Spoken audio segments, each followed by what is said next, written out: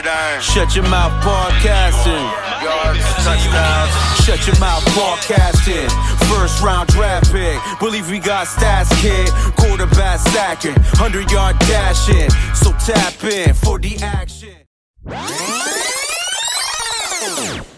Welcome to the Sim Podcast. I'm your co-host, Eric, and I'm always joined by my co-host, Ron. What up, Ron?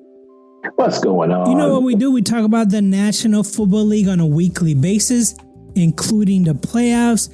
And this is season 4, episode 98, Ron. Episode 98.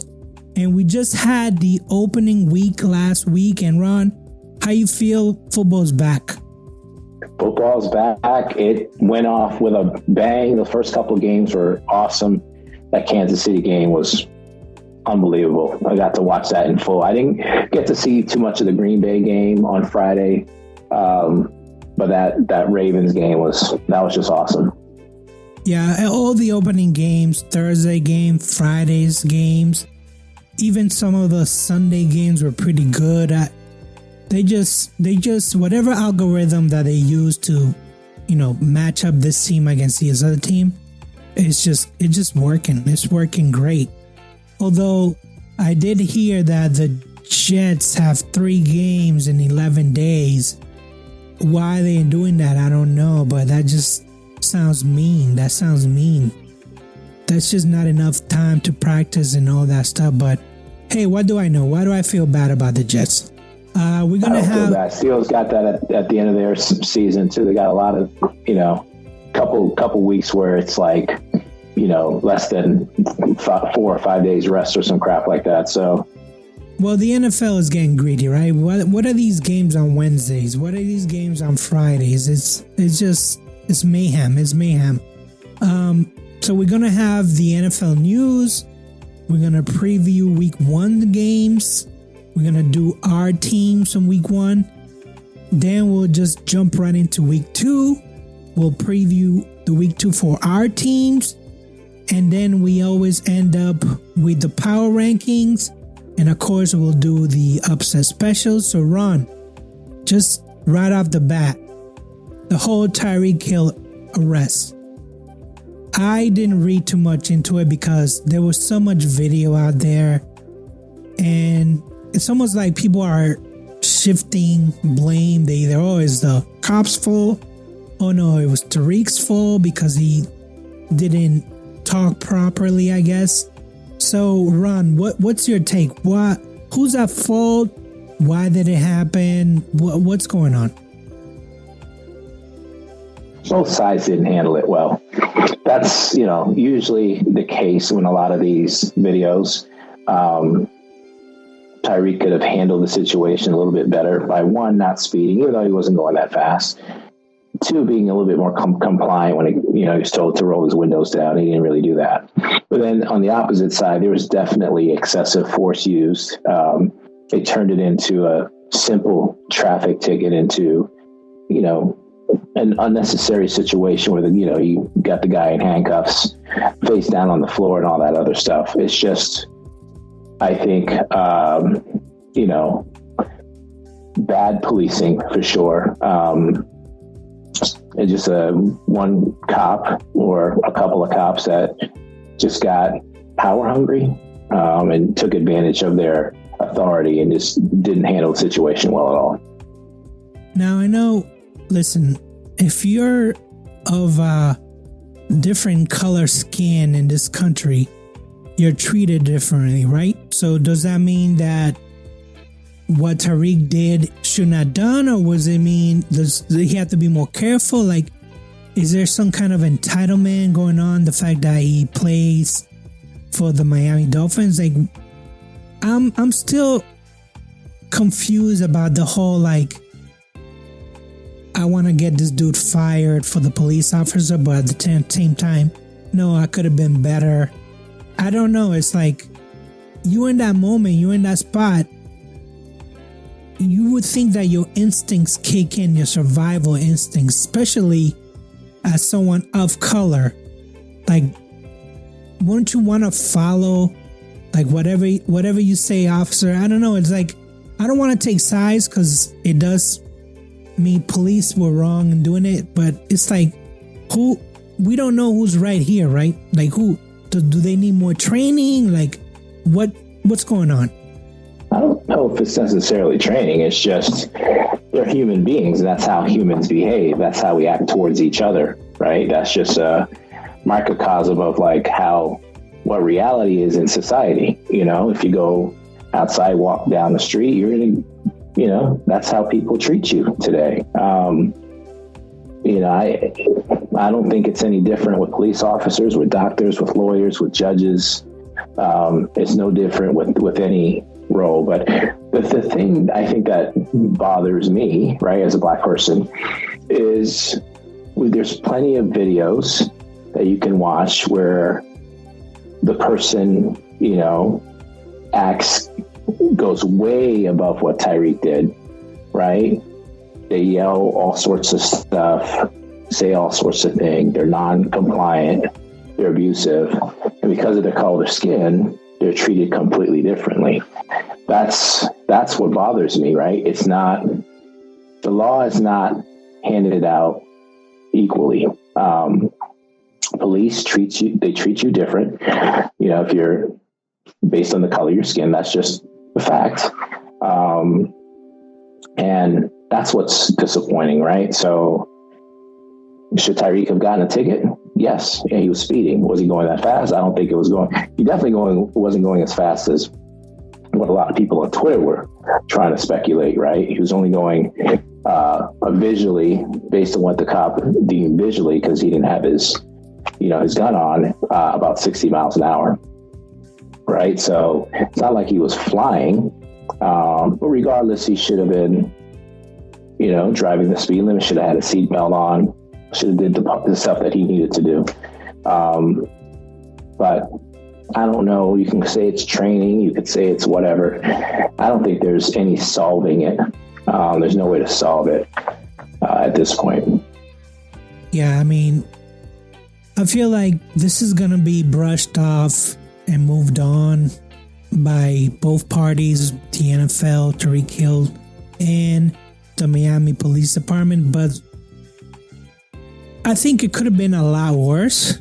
But the fact that it didn't get to that point, I think you just, you know, cross your eyes, thank the heavens, and move on, right? Just move on. Yeah. It is what it is. Yeah, and he's probably the worst person, right, or one of the worst people in the NFL for this to happen to, because he's no innocent person either, right? If you look at his background and stuff, so he's really the last person that should be speaking up about these kind of things. But you know, it doesn't, regardless of what he's done in his past, it doesn't make it right for anyone or police officers in this case to treat him the way they did. Very sad, very sad. And thinking about legal battles here, defendant Watson is at it again. Now he's being allegedly accused of sexual misconduct. It's on the investigation, so he doesn't want to comment on this. But is it, because I heard on the news, is this an excuse for the Browns to get out of that contract? So is that, because I feel like if he was not found guilty by whatever amount of accusations he had back in Texas, like, is this different, or what's going on? Like, in your submission? No, right? So these allegations are new, but the timing of the events aren't, right? So this happened way back in 2020. This person waited for whatever reason to raise these concerns. And now we're sitting here talking about it 4 years later. Now, because it's not a new event, I don't think it gives Cleveland the right to like void his contract or anything. I think had this happened like last week, for example, sure, they probably have some sort of case to void his contract. But, you know, to me, this is, you know, an event that happened in his past that he was not an allegation, right? That has not been investigated thoroughly as yet. And we're just now sitting and waiting and trying to find out some more details and verify whether or not the story's real or not. So that's kind of where we're at with him. It seems like this follows him, and it's getting to a point now that, well, he restructured his contract, right? So I think they deferred a bunch of his money so that it doesn't go against the cap. But I think it's like $72 million next year that will go against the Browns cap. And I'm just thinking, like, if he underperforms this season, even if you dump him, you still owe him $72 million. That's still going to be money that go against the cap. It is very convoluted, and just keep an eye out, because if he performs, and we'll talk about it when we do our week 1 review, if he has another performance like he did on Sunday, boy, things are going to get really bad for him. Really, really bad for him. I think worst trade in NFL history, potentially. Wow. Most one-sided trade, without a doubt. Yeah, that's bad. Your team, Ron, is Wilson going to play week 2, or is it going to be Fields again? It seems like things are leaning towards Fields starting this week once again. But Tomlin did not necessarily close the door on Russell Wilson. So Wilson is still dealing with the injury that he re-aggravated from, the off season. I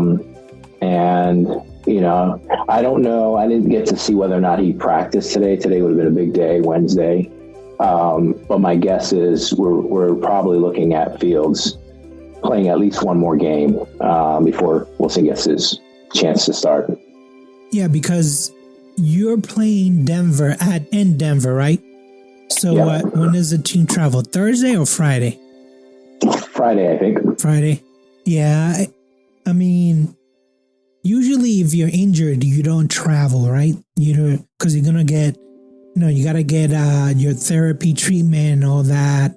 You don't travel with the team, so we'll keep an eye out on what happens tomorrow if he's actually gonna travel with the team.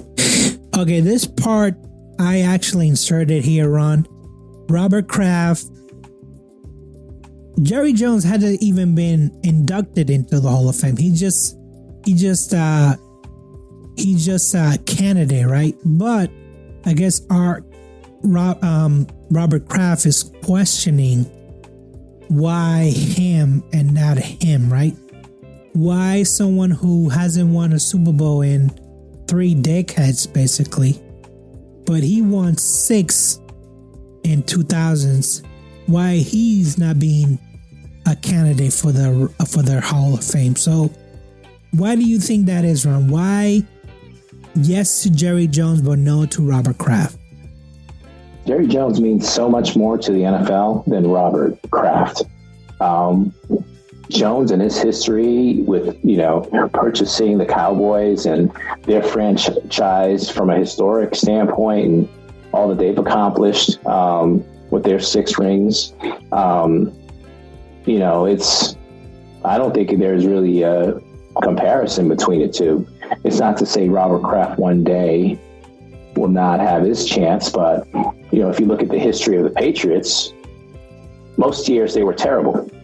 It's only the Brady years that they were good. But if you look at the entire history, they're not a good organization. I wouldn't say that they're good. They just had one long stretch where they were great. They were on top of the world for a long time. They were a dynasty, probably one of the longest dynasty. But, when you look at the Cowboys, to me, teams like the Cowboys, the Steelers, and you talk about the entire history of football, I think they're on another level. At least for me, they are.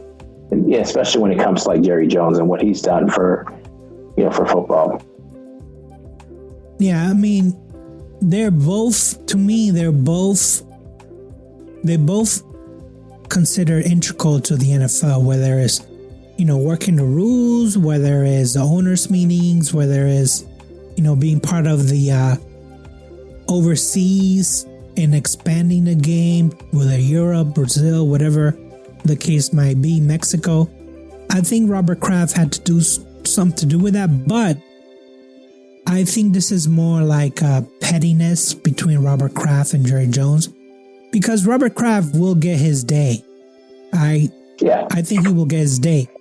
I think he's just upset because Jerry Jones was first. Jerry Jones before him. So I think hey, just wait your turn. It's going to happen. Just wait your turn. All right, Ron, let's review week 1. And for this time around, Ron, I'm actually keeping score. So if we look at the score, you won week 1 13-10. And before we get to our teams, there's one game that I want to review. And of course, is that Cleveland-Dallas game, because I went with Cleveland. And I wasn't 100% sure with the Cleveland pick because I wanted to give Watson the benefit of the doubt. I don't know why I did that. That was a mistake. Clearly a mistake. And I promise you I will not do it again. There's no way going forward that as long as Watson is the quarterback on the Browns, I'm not going to select him. I'm just not. That's just... And you're my witness right now, Ron, that if I elect Cleveland again, you can be like, well, you said week 2, episode 98, that you were never going to pick Cleveland, and I'm not. Not as long as Watson is the quarterback. So there, I said it. Well, I don't think there's necessarily a need to overreact. They're going to win some games. I just think a lot of the hype around Cleveland is not deserving. Their defense is good. Don't get me wrong. But Dallas still threw up 33 on them. So, and I know a lot of that had to do with how, Watson was playing and stuff. But you still got to hold teams down, regardless. And I just think the team's overrated. I thought Watson has been overrated the last couple of years for sure. And people are looking at him how he played based on his Houston days. Those days are long gone. He'll never return to that. He's lost it. And to me, he's no longer a franchise quarterback. But that's something Cleveland has to live with. They're going to have to figure out how to work around it. And then, move on from it in a couple of years if they can. Now, what did you think about Tom Brady's broadcasting debut? Was it rank it from 1 to 10? What do you think? It was okay. I'd say 6, I thought for some reason, the audio setup for him, his voice was really low. And I don't know if it's just his tone or what. I thought the audio was coming in a little bit lower for him than whoever his partner was that he was broadcasting with. And maybe it's just me not being used to his voice at all, but I think he's going to be fine. He seemed prepared. I watched some of him in the pregame as well. He definitely seems prepared. It definitely seems new to him. But I think after a few games, once he gets settled in, gets used to it, maybe sometime next year, he'll be fine. I don't know though, and I don't know a lot about Tom Brady, but this doesn't seem to be, to me, what he would want to focus on, for life after football. Rather than sitting there broadcasting, talking about sports, to me, he's someone that should be more hands-on with the game in some capacity, whether it's owning a team or, He's technically part owner of the Las Vegas Raiders. Yeah. So he's not, I think because he's a part owner, he's not allowed to, he's still allowed to broadcast games with the Raiders play, but he's not allowed to sit in the meetings, pregame meetings. He's not allowed to do that. So there's some contingency against him, like picking the Raiders to broadcast, but I think I agree with you. I think that I don't know if he needs to, I don't know if coaching football is in him, but he needs to be in some kind of like, I would even maybe think about like have him, like a good comparison to me would be like him as a David Beckham. Like he's an ambassador of the game, right? He's there to like maybe like globalize the game a little bit more. Yeah. I think Fox is paying him so much money that he couldn't turn it down. Yeah, he couldn't turn it down. But Payne at the same time too. Hearing Peyton Manning and what he's doing, on ESPN2 and stuff like that. Maybe that would have fit Brady a little bit better or something like that. But yeah. We'll see how long this keeps him entertained before he goes on to do something else. All right, Ron. Let's talk about Week 1, Pittsburgh Steelers at Atlanta Falcons. They ended up winning this game 18-10. Ron, you actually picked Atlanta to beat Pittsburgh. So walk me through your thought process here, because you just said that they were a little good on paper and that was the only reason why. But what happened? I said what now? That they were... they look good on paper. The Atlanta Falcons. Yeah. They did. Listen, it's one game. I thought they started off well. I thought they were limited, though, because Cousins doesn't look fully healthy. I think the matchup, and I knew that the matchup was going to be a problem for them, would be John Robinson. There's only so much you can do against the Steelers. Steelers are just like one of the top, hardest teams to run against. And if we were able to slow him down, they tried using him out the backfield a little bit. We probably should have done more of that. They just don't have sufficient weapons to make the Steelers defense, like to give us problems. And the defense stepped up in that second half. I think we held them to like 3 points or something like that second half. And then, for us offensively, we just did enough. We probably could have had more points, to be honest with you. Officiating in the game was horrendous. But I like what I saw out of Pittsburgh. I like what I saw out of Atlanta. I'm not panicking on them at all. We'll see when we get to our Week 2 picks. I think just based on what I saw from that game, it wasn't a home game for Atlanta. There's a lot of Steelers fans there. So to me, it's like them going on the road, even though they weren't at home, playing a tough defense and missing out in the end. And I think their Cousins is too much of a vet to allow that to snowball into like a bunch of losses. That team's going to be just fine. And I still think they win their division. Listen, I saw Justin Fields just did enough. 158 yards, 156 yards passing, no interceptions. He did take 2 sacks.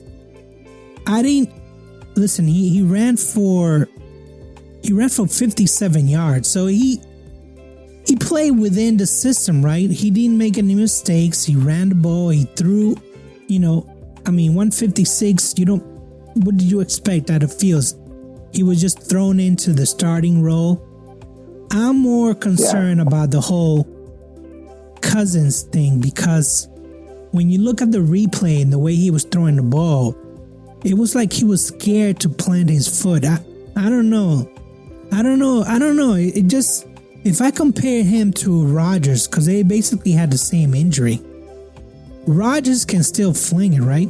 And I don't know if that's just the way that he is. He's always been that way, but I'm just concerned, like. Yeah, and it's hard to tell, right? This is a quick turnaround, for that injury. And keep in mind, there's a lot of rust. He didn't play at all in the preseason, so there's a lot of rust there. I think the better approach for Morris would have been to play Penix more in the preseason. At one point, he didn't let Penix, play. So I probably would have maybe started Penix out the first couple games until I'm 100% sure Cousins is ready to, make every throw that he normally can, because, he was struggling to go through his reads a little bit, planting his foot for sure. And there was a lot of pressure. You're playing the Steelers defense, and, we only got credited for, or TJ got credited for 2 sacks in this game, but technically he had 4, and including 2 stripped fumbles that were, taken away by the officials. So it was a hard game, for your first game. I think, again, no home field advantage. That doesn't help too when you're playing in Atlanta. So I think he does bounce back. They need weapons too. 2 receptions for your number 1 receiver in Drake London is not acceptable. He is turning out, and not just him, Kyle Pitts, the 2 of them, 2 first-round picks are turning out to be busts. You got to get more out of your first-round, weapons, and those guys have not developed. And we've sat here and said, it's been the quarterback is what's holding them back, but those guys have to step up this season. So would you say, because they have a new offensive coordinator, is the coordinator's fault that he's not getting these people involved, or is it Kirk Cousins? I don't think it's the coordinator's fault. I don't think it's necessarily Cousins' fault. I just think those 2 guys don't know, they can't get separation. They're the type of receivers that don't get a lot of separations, and it's difficult, when you're going against tough defensive teams that can, again, the first half we played a lot of zone. Cousins was wheeling and dealing for the most part. But when we switched it up a little bit and started playing tighter coverage, those guys couldn't get open. And I think in the future, they're going to have to look at like the receiver room, even the tight end room, and say, who is it that we can have that can actually get open? Because those guys just struggle to get separation, in coverage. So I just don't know if they are the right answers for that team. Yeah, I mean, I'm looking at the targets. Kyle Pitts, 3 targets, 3 receptions. I'm looking at Drake London, 3 targets, 2 receptions. So they were catching the ball that was thrown at them, but I don't know if, the Steelers, there was 2 drop balls that could have been interception, right? So I think to me, I think it's Kirk Cousins, to be honest, and he's just not right. It might take a couple of weeks until he's right. But again, I think Atlanta, there's a lot of hype, and I sent you some texts and I sent you some videos of people not happy. But like I said, it is game 1, so they should get better. The other game is New England at Bengals, and boy, was this an upset. This is an upset that, to put it in perspective, it hasn't happened to New England in 9 years. 9 years. 2016 was the last time that they won a game when they were underdogs by more than by 8.5 points. Where do I start? Where do I start, Ron? Because I certainly did not pick for New England to go out there and win this game. So I feel like this is something, looking back in hindsight, we probably should have saw coming. 1, I told you New England's defense is good. 2, the whole Chase situation with him not playing at all, sitting out, didn't know if he was going to play at all this game. And Burrow not playing all preseason. And you lost Mixon, who, by the way, went off for like how many yards? 150. Yeah. So in hindsight, right, you got Burrow not playing, dealing with some sort of injury still that's not 100% healed. Chase not there. Higgins, I don't know what happened to him. New running backs. I think we probably should have looked at that spread especially and say, maybe that's a little bit too much for their first live action. I think we just I think I underestimated the Patriots defense and what I expected the game flow to look like, because I've seen, and you mentioned, you had texted me about it, Bengals always get off to slow starts. We know that too. We have that history. Well, right? So I think it's a little bit of both. It's a little bit of the Bengals not being ready and a little bit of Patriots are ahead of schedule. Maybe because now I feel like, okay, Gerard Mayo got the first win of the season.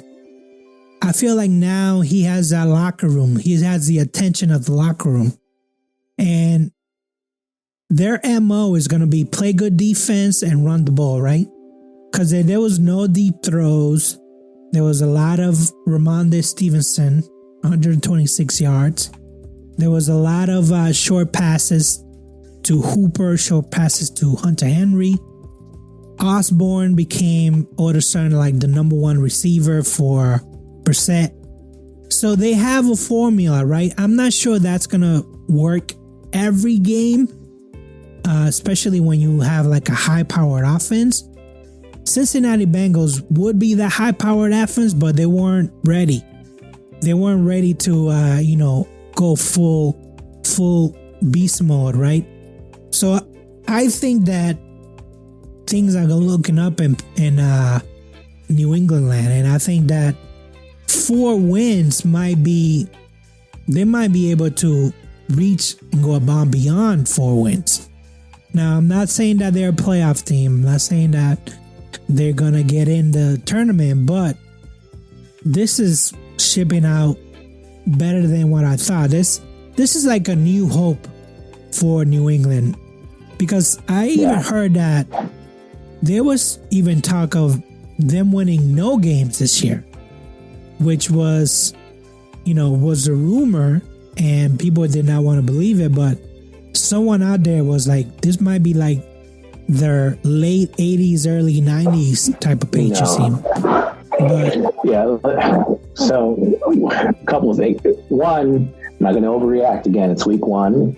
I still think there are a lot of issues with the Patriots offense. So, it doesn't necessarily mean just because they won this game, they get over the hump and they're like a 6-win team anymore. I don't see it that way. I still see that they're going to have a lot of struggles ahead. And at some point, Drake May will be playing. I just think Cincinnati they didn't just have it. It's going to take them about 6 weeks to get going. And Pats just ran into the right matchup for that first week. And we'll see how the rest of the weeks go. Now, looking back at our picks, we're already out for last winless team, right? I had the Patriots being the last winless team, and you had the Vikings, and they both won. So, if this was like a survivor pool, we'd already be done. The teams we expected to lose did not. So, it's, I'm glad the Pats got their first win. I do wonder when's the next one going to be? When is that next win going to happen? Because I think it's still a team that has a lot of holes on offense, a lot of question marks, and we'll see what week 2 looks like. Well, we know what week 2 looks like, and it's going to be victory, baby. Okay, let's go to week 2 game slate. First game is going to be tomorrow, Thursday, September 12th. It's going to be in Miami. Miami's favored by 2 points. The over and under is 50 and a half. They're playing the Buffalo Bills. Ron, who's your pick? Yeah, small spread here, and that's probably because Dolphins didn't really play particularly well last week, but I'm giving the Dolphins the win here. I think, they are going to turn things up a little bit. Not going to have the distraction with Tyreek Hill getting arrested right before the game, I would hope, this week. So I think they get it together this week. Tua plays a lot better. He missed a lot of passes that first week that he normally don't miss. So I got Miami winning this one. I went with Buffalo, but again, such a close spread. Either team can win here. If I had to pick the quarterback, I would go with Josh Allen over Tua. And they both defenses didn't play that well last week, even though Miami came up big with a couple of turnovers. But this game, it was hard to pick. They can go either way. New Orleans at Dallas. Dallas is favored at 6.5. The over and under is 45.5. Ron, who'd you pick?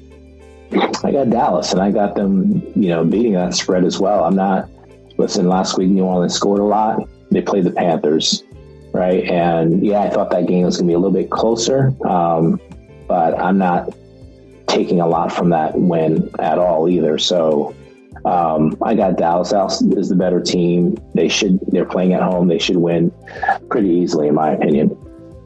Yeah, I got Dallas too. I think that their offense is going to be too much for the Saints. And really, so Carr had a good game. Good for him. Let's see against real competition what happens. The next game is Colts at Packers. Colts are favored by 2 points. The over and under is 40.5.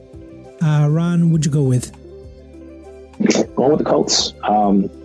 I thought they would pull it off last week.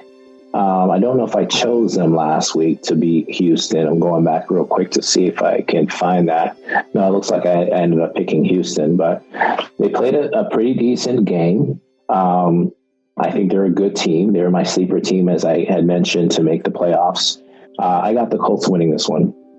I got the Colts too, but I think that the Packers, with losing Love, and I guess there's rumors that he might be available for this game, just shut it down. Just get yourself another QB. Let him heal properly. You put him out there. That in the offseason. I was a little late in the game for bringing anybody off the street. Heck, Malik Willis just came like 2 weeks ago. Poorly, again, improperly managed team. That should never happen. And then we're talking about a good drafting team with the Packers, but Malik Willis is not going to win this game. So I'm sorry to say so. This is going to be the Colts all the way. Next game is the 49ers at Vikings. Niners are favored by 5.5. 46.5 is the over and under. Ron, who'd you go with? 49ers. I don't care about McCaffrey, whether or not he plays. 49ers are going to win this game. I know Minnesota scored some points. Sam Darnold did some good things, but I got 49ers winning this one. Yeah, the Niners are going to beat them by more than the spread. Just take the over. The next game is the Giants at Washington. Washington is favored by 3 points. 41.5 is the over and under. Ron, who'd you pick? Yeah, I got Washington here. Washington, I may have had winning 4 games all season, just like the Giants. I think I may have split them for the season. I don't recall, but I gave them the first win here. Yeah, I went with Washington too. I think that when you talk about QBs, yes, one is a rookie, but then the other side is Daniel Jones. I was reading that some of the Vikings players felt bad for Daniel Jones because afterwards they heard all the boos, and New York fans are lethal, right? They're maniacs. And if you're not performing on the field, they're going to let you know. And listen, you gave them all this money, now you stuck with them. And I want to say this, Ron, I'm going to say this. I think the Giants end up with a terrible record, end up cleaning house. Bill Belichick. Boom. Bill, they're going to call Bill. They're going to say, Bill, can you fix this? Can you? Yeah. And I think he's going to take the job because he's going to look at the landscape and be like, out of all the available jobs, this is the one that's going to take me back to my roots. So I think he gets his job, but I'm strictly saying that with no data at all as any evidence. The next game is... Hey, real quick, you missed the Jets game, I think. Jets at Tennessee. Did I? Okay, yes, sorry. Jets at Tennessee. Jets are favored by 4.5 points. The over and under is 43.5. What'd you go with? I went with the Jets here. I thought I expected better play from the Tennessee quarterback last week. He did not look good at all. I'm giving this one to the Jets. I think the Jets are overrated. I had mentioned that before. I don't think their defense is as good as people think. Having said that, they're a better team than Tennessee. Rodgers is a better quarterback by far. They're going to win this game. Yeah, I picked the Jets. This should be an easy victory. Will Levis is terrible. He's a terrible quarterback. And I don't know what options Tennessee have behind Mason Rudolph. Oof. Mason.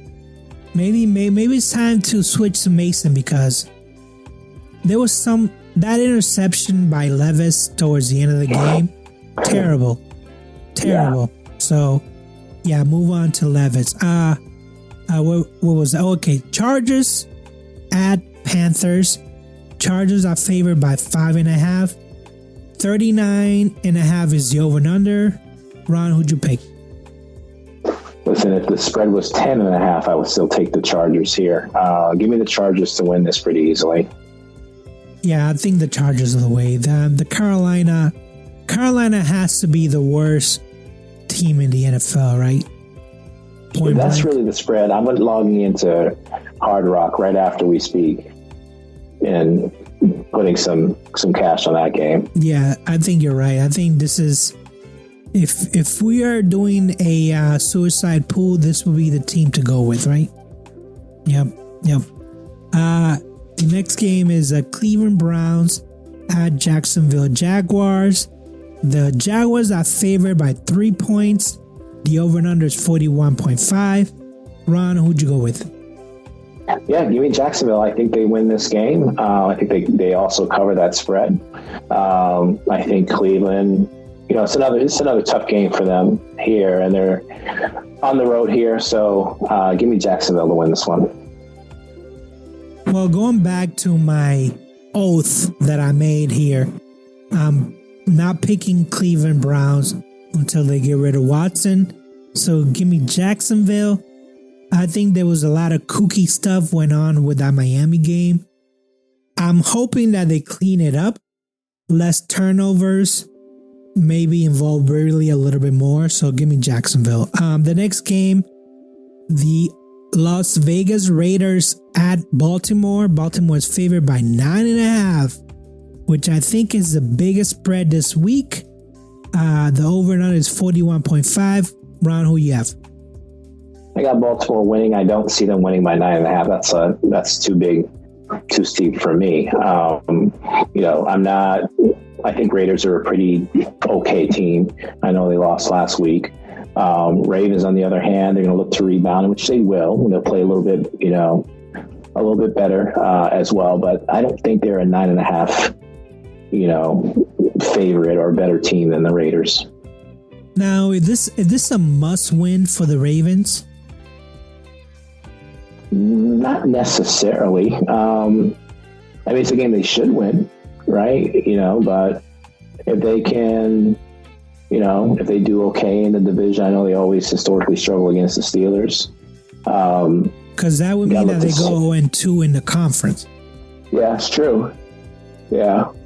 You don't want to get off, I don't see them losing this game at all. Harbaugh's, not going to have them come out and lay an egg on this game at all.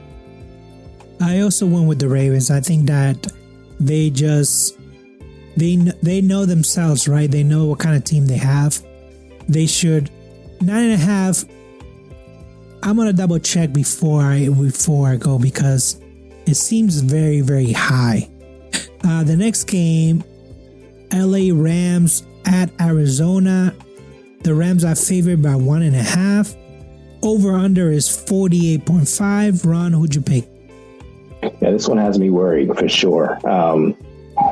Some people have picked Arizona to make the playoffs.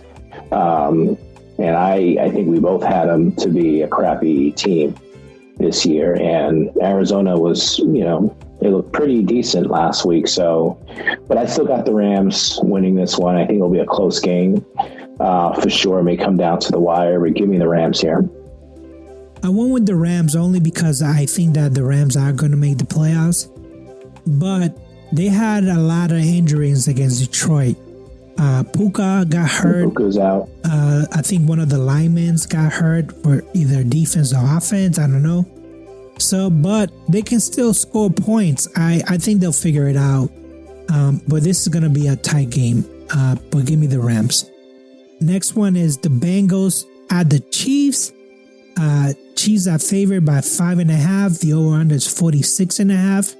Ron, who'd you pick?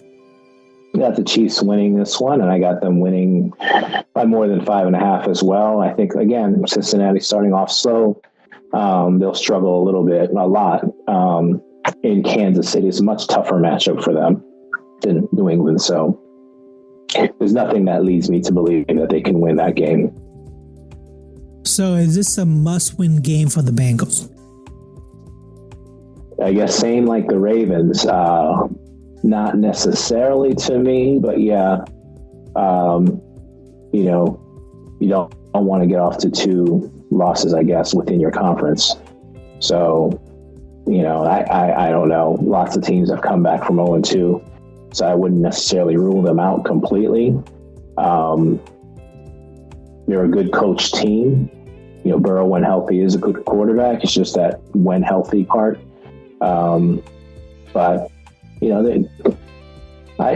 don't know. I think the Chiefs are just, in Kansas City, especially a tough opponent for anyone to go there and win. I got the Chiefs winning this one just because this is they have 10 days between games. I just don't see them. It's almost 2 weeks. I just don't see them dropping the ball on this one. So I got Kansas City winning. The next game is the Bears at Texans. Texans are favored by 6.5. 45.5 is the over and under. Ron, who'd you pick? Yeah, so this is not a game I would put money on, but I got Chicago winning this one. Listen, I know they didn't play that well. They still ended up winning last week. No, not they. Don't involve the team with the crappy performance that Williams had. Don't involve. The Bears played well. Williams was terrible. He did not play well, although a touchdown was dropped. Wow. Dropped by the receiver. Wow. They did not play. He did not play well at all. I think he bounces back this game. Could have been nerves, even though he says he doesn't get nervous for games. I think Houston's going to be a challenge for them, without a doubt. It's his first game on the road, so it's a lot to ask for. But like I had said, beginning of the season, I still got Colts winning this division. And in order for that to happen, Houston's got to lose some games that they are expected to win, and this would be one for me. So I got the Bears winning. No, give me Houston all day, all night, baby, because 6.5 is a lot. Houston, you got a rookie on the road. He's supposed to perform better than he did at home. Please, I'm not drinking the Kool-Aid. This is Houston all the way. Prime time game too, man. I can't wait. Yeah, I can't wait.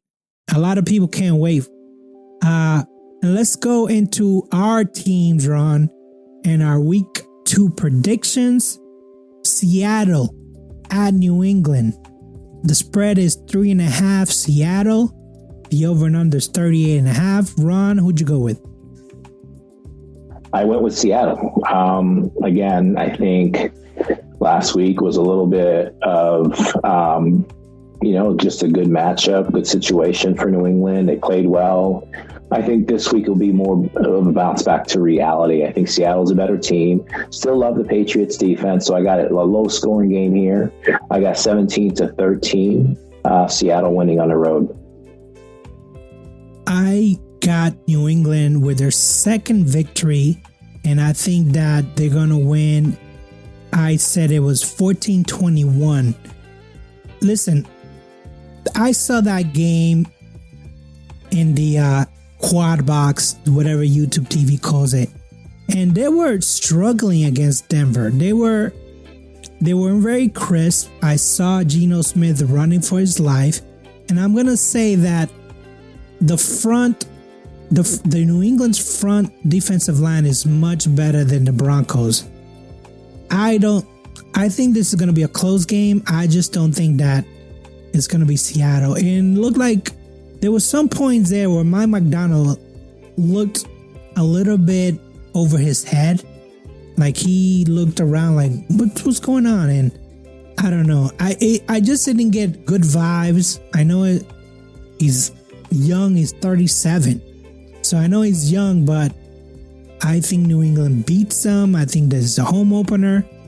I think the crowd is going to be in it. I think Gerard Mayo is, he got the win out of the way. So now they're going to listen to him. Now he has a team in the palm of his hands. And I think that they're just going to, however says jump, they're going to be like, hi. He needs to ride this wave into like keep winning games. So I got New England winning. The next game, it's Pittsburgh at Denver. The over and under is 1.5, which is kind of disrespectful. I'm sorry, that's a spread. The over and under is 37.5. Ron, what's your prediction? I got Pittsburgh winning this one pretty easily.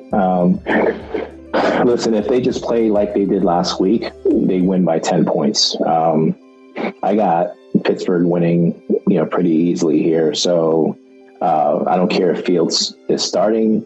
I think they'll be able to run the ball. I think they'll be able to pass the ball. I think defensively, going against a rookie quarterback too, I think it's just a good matchup for us. I don't think Denver is a good team. I think they're an average team at best, maybe below average. There's no reason Pittsburgh should lose this game. Yeah, I had a prediction of 20-10. Pittsburgh winning this game. It's same things that you mentioned. Rookie against this defense who had Kirk Cousins interceptions, running for his life, couple of sacks. I just don't think Bo Nix is ready. And I predict that you guys actually get a touchdown here. That's my prediction. Pittsburgh Steelers actually get a touchdown. An offensive and defensive touchdown in this game. Well, it is Bo Nix, so yes, I think that there's going to be some turnovers that we're going to be able to talk about. All right, Ron, who is your upset special? Yeah, give me Atlanta. I'm going to go back to them, right? So Atlanta at Philly favored by 6. I don't know. There's so many different ways to look at Philly and try to understand what type of team they are. Are they the team, when you look back to last year that started off the season hot, or the team that flailed at the end? They looked pretty decent in their first game. Barkley fits right into their offense. But again, I go back to what I said about Atlanta. I think Kirk Cousins is going to settle that team. He's going to settle down, assuming he's healthy. And he's going to pull it off here. I still got Atlanta winning the division. I know it's a tough matchup. I know they're on the road. I know they're the underdogs, but give me Atlanta 23-20.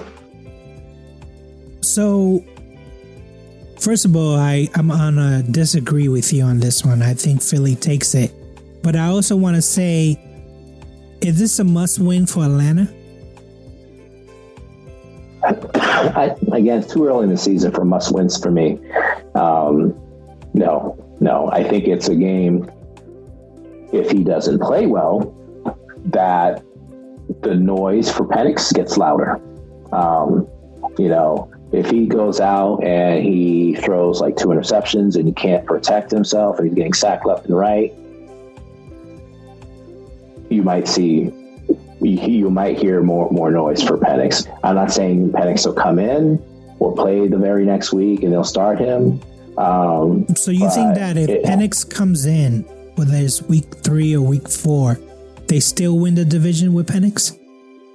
I think they still can, but to me, it is a step down. It's a large step down, going from, Cousins to Penix. But what is winning in this division, right? To me, winning this division might be 9 wins. That's really it.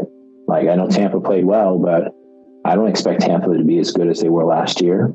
And I think it's up for grabs. So they get to 9 wins.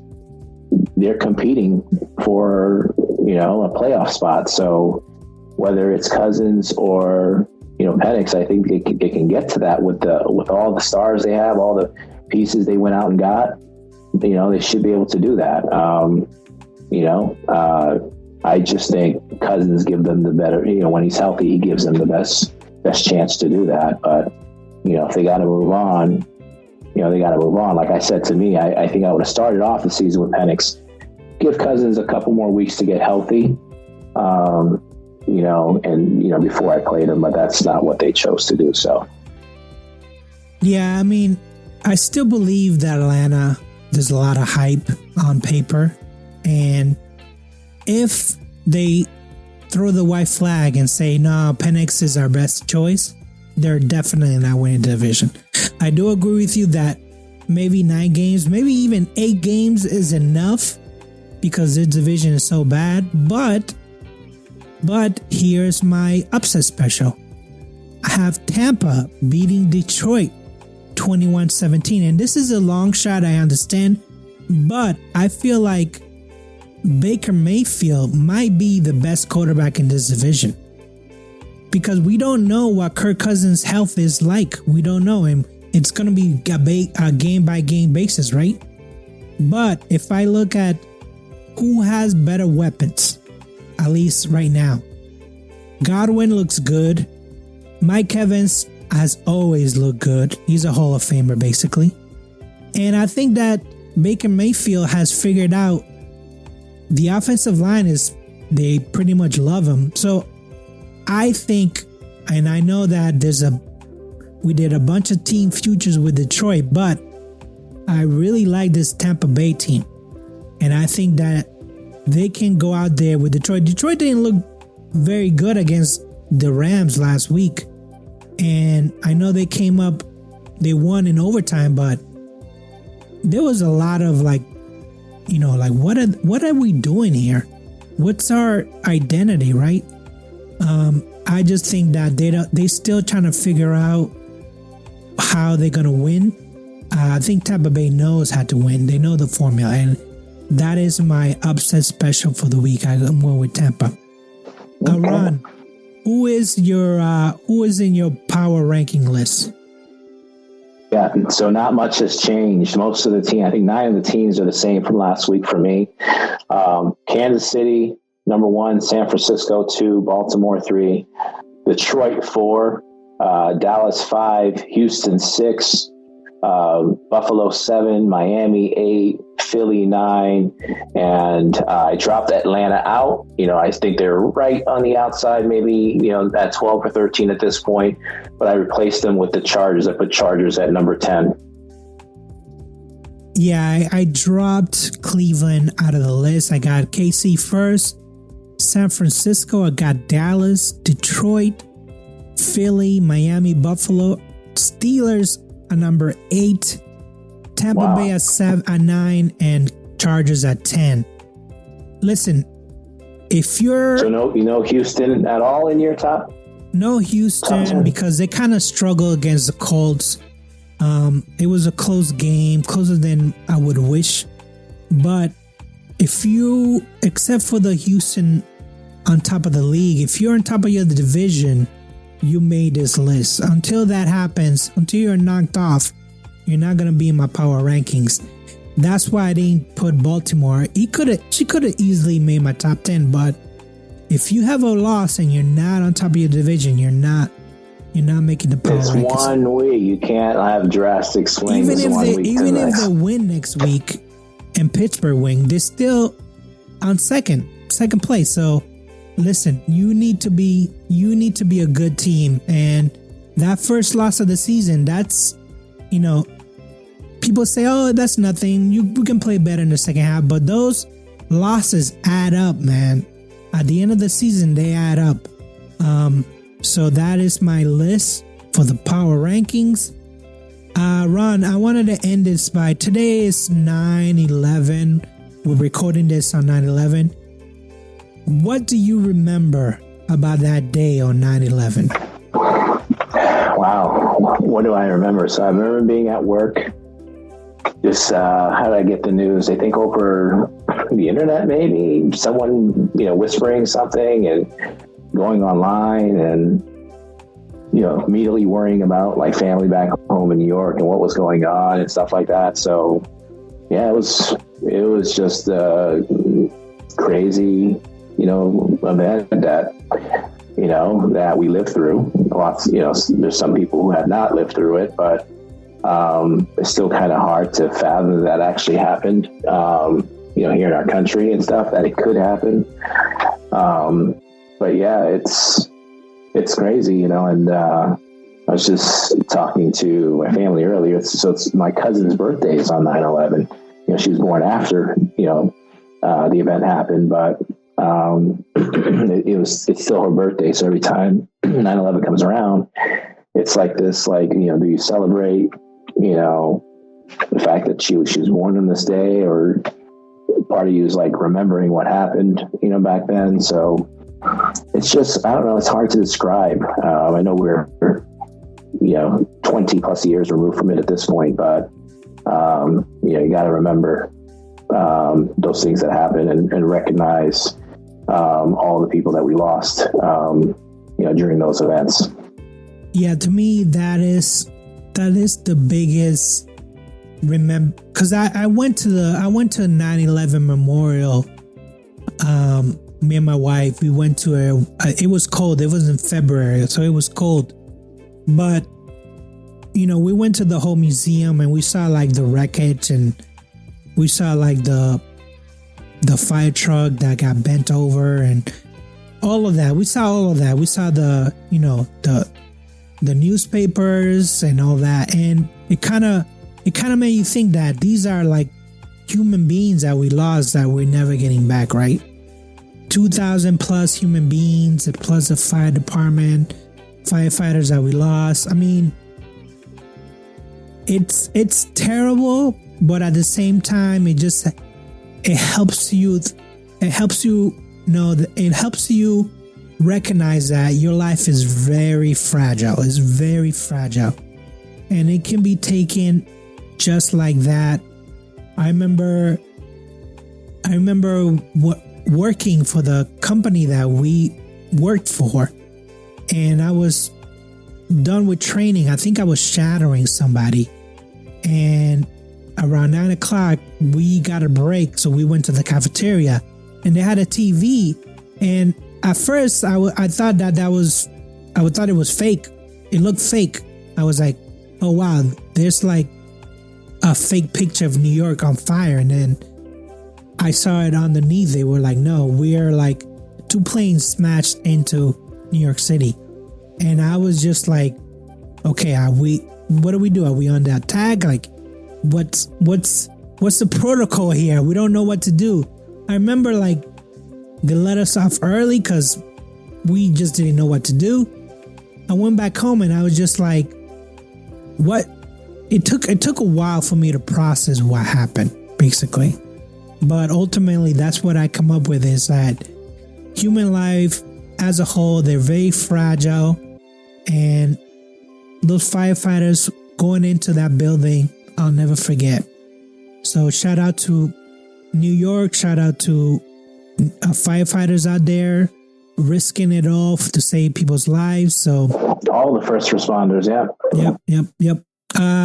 Do you have anything to say to the Steelers fan nation out there? Hey, listen, we had a good start to the season. Excited, that we won the game. I think we have a good chance to win this one. Good opportunity in front of us here. So, Nothing will surprise me. But, if we can get this win, we're on our way, guys. We are on our way. Just keep it going. Let's keep it going. So if you go 2-0, and then you're on top of the division, can we say that you're in a good place until the division games, Steelers? So are you worried about the quarterback? Is that your main concern? That is my main concern. I think Arthur Smith did an outstanding job with Fields. But I think he held some things back because there's a little bit of a trust issue with Fields. Fields fumbled the very first snap. The ball was on the ground. We were fortunate to get it back. There's a little bit of a trust issue, I think, with Fields in at quarterback when it comes to throwing the ball. But he called a great game. I think in order for the offense, and trust me, we could have scored 20-something points. Probably should have had 20 points. A bad pass interference call on Pickens. But I think with Russell Wilson leading the helm, if he's healthy and can make the throws, he can protect himself, he can run around a little bit. I think we can. That team is going to look much better. There'll be a lot more confidence in the offensive unit. So you're okay. That's my opinion. You're okay with Wilson coming back then? Oh, absolutely. The sooner the better. But, I still have some faith in Fields. There's a lot that he can do with his feet that Wilson obviously can't. I just want him to do the routine things routinely, like Tomlin says. Like, don't fumble the snap for one, right? Make the throws you're supposed to make. He missed a couple. Easy, give me throws he missed. So if he can do that and protect the ball, use his feet, we'll be okay. Okay. I have faith that this team is going to win the division. That is my ultimate goal for the Steelers, to win this division. So I'm rooting for the Steelers. As far as the Patriots, it's a new era. Anything goes now. It's a new era, new hope. And if we get this win week 2, oh boy, are they going to be... Listen, as long as we're winning, May is going to be sitting. So I don't want to hear, oh, they should start in May, oh, blah, blah. No. As long as it's winning, don't. If it ain't broken, don't fix it. That's what I'm saying. If it ain't broken, don't fix it. So with that said, next week we're going to have week 3. It'll be our 99th episode, Ron. 99th episode. So stick. Thanks for listening. And with that said, I say peace. Peace.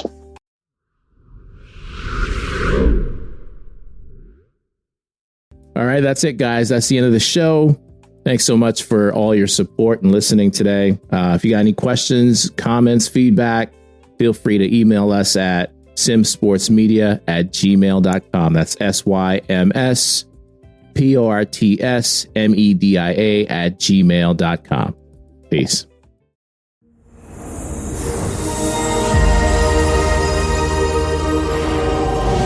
Sim Podcast Show.